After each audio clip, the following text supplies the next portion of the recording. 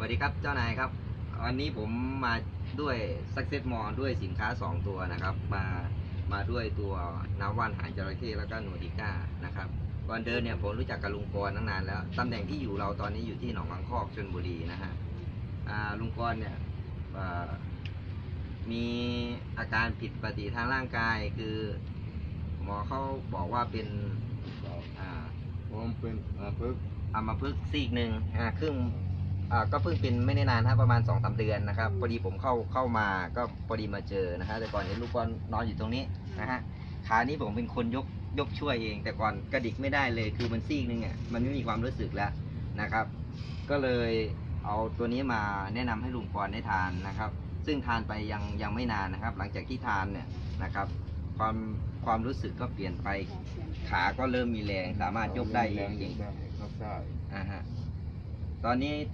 จากแขนที่ไม่รู้สึกก็เริ่มรู้สึกแล้วนะครับยกโชว์อีกรอบหนึ่งลองยกขาโชว์นะยกได้แล้วนี่ระยะเวลายังไม่หมดขวดนะครับวันนี้ก็นะครับต้องขอบคุณสินค้าของ Success Mall ที่นำสิ่งดีๆมาสู่ผู้ที่มีปัญหานะครับก็อยากให้ทุกท่านที่มีปัญหาหลายๆเรื่องหลายๆอย่างนะครับสินค้าของเรามีเยอะนะฮะลองเลือกลองใช้ดูน่าจะเป็นประโยชน์กับทุกท่านทุกคนนะครับ